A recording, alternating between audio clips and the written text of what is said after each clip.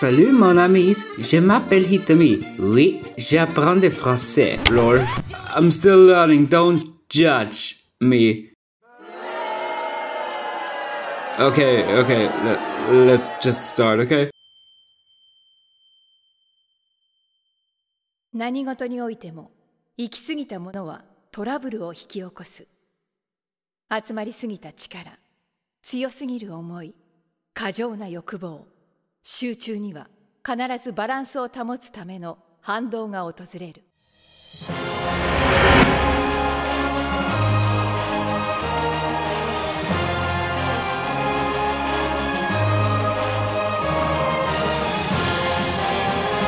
Let me introduce you to the new cool spirit. Well, okay, not really, cause she actually has the personality of a cardboard. Feminist gives a live concert performance which Playboy and co attend. At the after show party, they all just have a bit of fun in the private water park while Playboy most likely thinks about very innocent and harmless things as he watches Feminist from top to bottom. Yes, I'm still afraid of these. Afterwards, they all say bye while Kotori buys everyone cake. While driving home with the train, Playboy notices cardboard standing at him from afar, and not even seconds later she's in the train. Okay, first of all, how'd you do that? We ain't in DBZ, you know? And secondly, damn, that's some stalker shit right here. The next morning, Playboy sees some kind of orb floating above the city and Kotori and Co investigate. It's a ball of energy created by all so far sealed spirits, so basically just a whip of Genkidama. And how do we counteract this? Why, naturally, with dates, of course. Seriously, did you expect anything else? The spirits draw sticks to decide the order, and here we go. Also,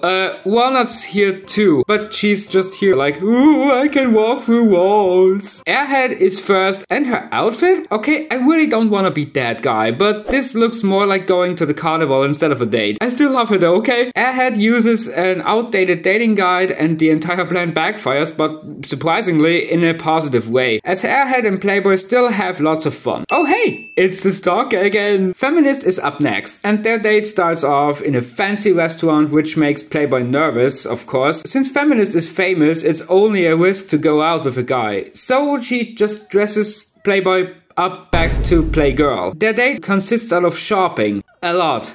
A fucking ton lots. Ooh! The stalker! Blankface 2 calls Blankface 1. Okay, this just sounds fucking weird. Asking for advice for Blankface 2's date. Yeah, Blankface 1 is also just here for the sake of being here. The next day, Playboy goes on his next date, this time with Frostbite. They meet up at the local shrine where Playboy first met Frostbite. Huh? And they just play. Yep. That's all. Oh, the stalker again. I still find it weird that Shido hangs out with Yoshino. I mean, okay, I know that her official age is something over 40, but holy fucking shit still. Next up is Blankface 2. My queen. You didn't hear that, right?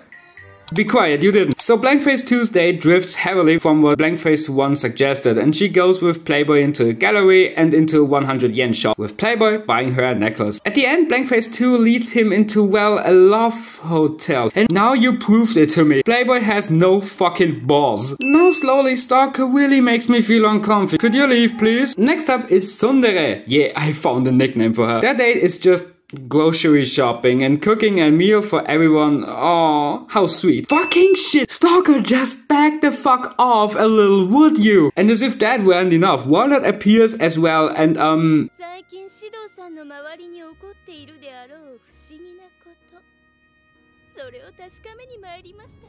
okay, I know she's the fan fave and all, but why is she the exception? All other spirits cannot see the whip of Genkidama. Why her? Maybe because she ain't bound to Playboy yet or whatever. But who knows? Okay. Walnut gives him few words and turns into quicksand and just whooshes away. And the next up is Wolverine. Wolverine already arrived an hour before the date, and so did the rest. I just love how they also just waited for an hour behind the bush. Wolverine and Playboy's date is a simple but lovely one. They just go eating. And okay, listen close, I gotta ask you girls directly. How can you eat like a black hole and maintain such a figure? Holy shit, I gotta update my diet or something. Hello? You left your cardboard Stalker in a restaurant. Can someone pick her up? And afterwards, Stalker finally fucking says something. 一つの場所に霊力が一定以上に集約されたとき、私は自動的に生まれる。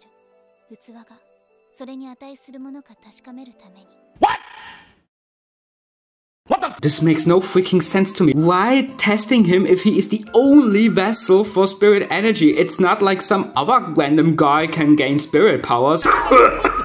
Stalker is a fusion out of all so far spirits, by the way. She is going to disappear since her mission is done. But whoa, oh no, that whip of Genkidama turns out to be Stalker's angel, which has an own will of sorts, and it's absolutely fucking broken as hell. It takes Stalker as hostage as a result of reflecting Stalker's emotions, which is jealousy. Playboy and all the spirits team up, including even Mana, who doesn't do much stuff, honestly. But then through Playboy's words and courage, all spirits gain full control back over their powers and go to defeat Kerubiel and free Stalker. Kerubiel, though, is much more formidable than they originally thought, and so they have to give their everything. After Playboy frees Stalker, she helps out as well, letting the other spirits' powers fuse again, but this time as a form of power. Playboy is ready to deliver the punishing blow by himself, but fails when Walnut stops time, and Wolverine in the meantime absorbs all other spirits' powers and heads straight to Kerubiel. Without much effort,